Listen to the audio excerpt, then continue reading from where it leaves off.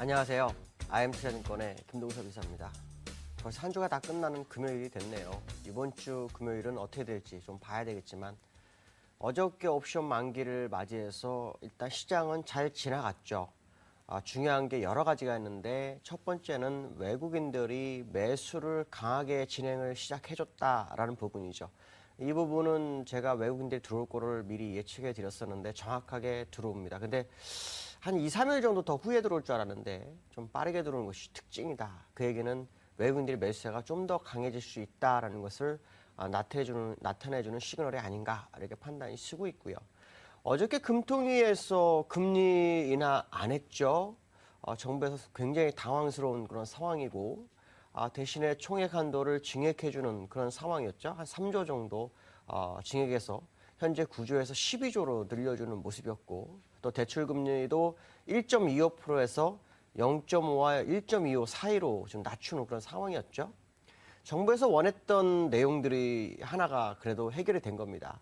한은에서는 뭐 금리 인하에 대한 부분을 시장에서는 이거를 안 했기 때문에 총액으로 대신했다라고 생각하겠지만 정부에서는 사실 금리 인하에 이것 지금 총액 한도 증액하는 것까지 같이 요구했었기 때문에 한쪽만 해결해 줬다라고 봐야 되겠죠. 근데 시장은 항상 제가 느끼는 거지만 금리 인하를 하는 것도 중요하지만 시장에 대해 방향성을 정확하게 제시해 준 것도 좋습니다. 또 중요한 것은 기대치가 상당히 중요한데요. 시장의 기대치가 굉장히 큰 상태에서 그 기대치를 충족시켜주지 못했다라는 것은 한국은행에서 독립적인 기능을 역할을 하는 것은 좋지만 도움은 되지 않을 수도 있다라는 생각을 해야 됩니다. 한국은행이 독립기관이라도 버티는 시간은 제가 볼 땐 제한될 수 있다라고 보여지고 있고요.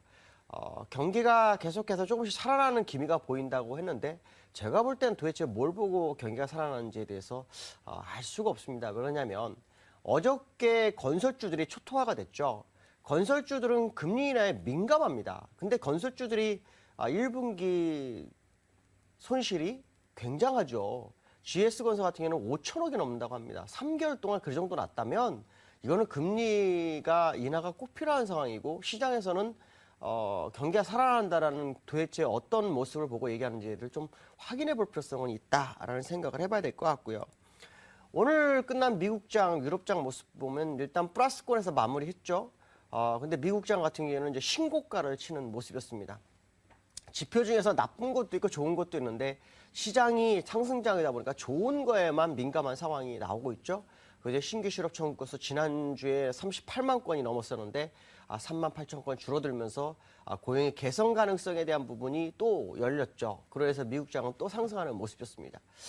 어저께 미국에서 중요한 뉴스 중에 하나가 뭐였냐면 골드만삭스가 금 가격을 에 대한 예측치를 내렸고 매도를 권고했다라는 얘기를 하고 있죠. 여기서 중요한 것은 유로존 리스크가 재부각되고 있고 고용이라든가 이런 것이 개선되지 않고 있는데 이런 모습이 있다면 안전자산인 금을 사야 정상인데 금이 가격이 계속 떨어지고 있다는 거죠. 그 얘기는 지금 불안전자산으로 자금이 많이 몰려갔고 미국에서는 안전자산보다는 주가의 상승의 기대 심리가 더 큰 상황이다라는 것을 반영하는 것 같습니다. 그래서 미국은 계속해서 상승 가능성이 열리기 시작했고요. 실제로 기술적 분석상으로도 중요한 저항대가 지난번에 제가 14,600 정도에 한번 있다. 그러나 이것도 모른다라고 말씀드렸었는데 결국 그걸 돌파했었죠. 거기서 잠깐 며칠 멈춰 있다 그냥 돌파하는 모습입니다. 이렇게 되면은 저항대가 이제 없는 상황. 큰 악재가 터지지 않는 한은 미국장은 눌리기가 굉장히 힘든 상황으로 가버렸고요. 그다음에 유로존도 어저께 이탈리아가 국채금리를 45기로 3년 만기를 잘 발행했습니다. 그러니까 이것이 또 시장에 도움을 줘서 주가를 끌어올리는 모습이었다라고 보시면 될 것 같습니다. 어저께 IMF 크리스틴 라가르드 총재가 이런 말을 했습니다. 세계 경제가 세 갈래로 성장하고 있다 그러죠. 1군, 2군, 3군으로 나누는데 1군은 신흥국이고요. 2군은 미국하고 스웨덴을 말하고요. 3군은 일본과 유로존을 말합니다. 신흥국에 이제 지금 차입이 굉장히 많기 때문에 문제점은 이 차입 많은 거로 인해서 만약에 돈이 썰물처럼 빠지게 되면 상당한 위기를 겪을 수 있다라는 불안감을 얘기하고 있고요. 2군에 대해서는 경제는 약간 회복하고 있지만 재정 적자를 너무 공격적으로 진행하는 관계로 인해서 아마도 시퀘스터 얘기를 하는 것 같습니다. 줄이려는 그 노력 때문에 위험에 빠질 수 있다는 얘기를 하고 있고요.